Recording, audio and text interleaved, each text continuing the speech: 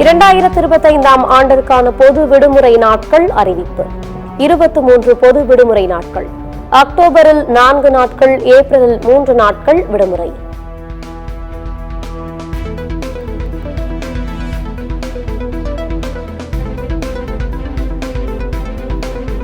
டெல்லி பள்ளிகளில் நேரடி வகுப்பு நடத்த கோரிய மனு.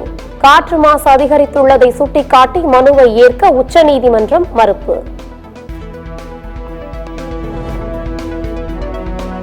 காலிஸ்தான் ஆதரவாளர் கொலையில் இந்திய பிரதமருக்கு தொடர்பு இருப்பதாக கனடா செய்தி நிறுவனம் வெளியிட்ட செய்தி.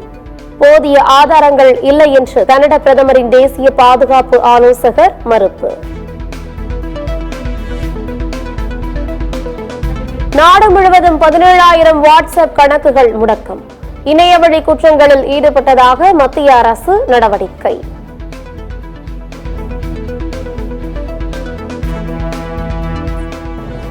பிரதமர் மோடி தலைமையிலான ஒன்றிய அரசு அதானி அரசாகவே இயங்கி வருகிறது.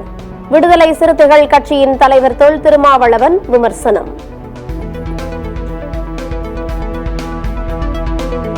நாம் தமிழர் கட்சியிலிருந்து விலகுபவர்கள் ஸ்லீப்பர் செல் என சீமான் புதிய விளக்கம்.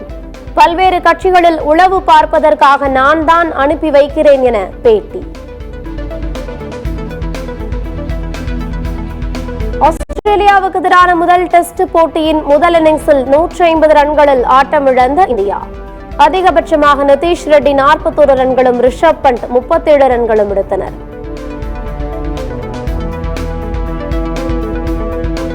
பெர்த் டெஸ்ட் போட்டியில் ஆஸ்திரேலியா 67 ரன்களுக்கு 7 விக்கெட்டுகளை இழந்து தடுமாற்றம். இந்தியாவை விட 83 ரன்கள் பின்தங்கியுள்ளது. ஆஸ்திரேலியாவுக்கு எதிரான டெஸ்ட் போட்டியில் கேப்டன் பும்ரா அபார பந்துவீச்சு. கவாஜா, லபுஷேன், பேட் கமின்ஸ் உள்ளிட்ட 4 முக்கிய விக்கெட்டுகளை வீழ்த்தி அசத்தல். பங்குச்சந்தையில் சென்செக்ஸ் 2000 புள்ளிகள் உயர்வு. இந்திய பங்குச்சந்தை மீண்டும் ஏறுமுகத்தில் வர்த்தகமாவதால் முதலீட்டாளர்கள் மகிழ்ச்சி.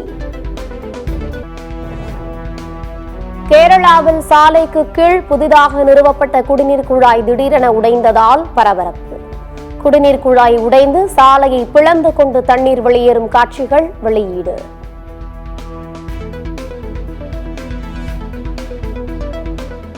அதானியை கைது செய்ய கோரி மார்க்சிஸ்ட் கம்யூனிஸ்ட் கட்சி வருகின்ற 28ஆம் தேதி மாநிலம் தழுவிய போராட்டம் அறிவிப்பு.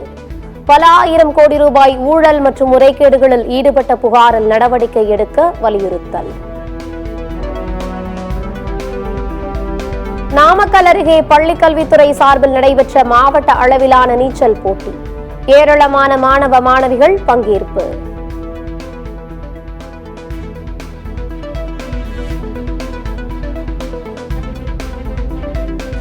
மகாராஷ்டிராவில் துணை முதலமைச்சர் அஜித் பவாரை முதலமைச்சராக சித்தரித்து பேனர் வைக்கப்பட்டதால் சர்ச்சை. கூட்டணியில் சலசலப்பு ஏற்பட்ட நிலையில் பேனர் அகற்றம். இம்பாலில் 7 மணி நேரம் தளர்த்தப்பட்ட ஊரடங்கு உத்தரவு. அவசர கதியில் கடை வீதிகளுக்கு சென்று அத்தியாவசிய பொருட்களை வாங்கிய மக்கள். கோவா கடற்கரை அருகே நீர்மூழ்கி கப்பல் மீது மீன்பிடி படகு மோதி விபத்து. காணாமல் போன 2 மீனவர்களை தேடும் பணி தீவிரம்.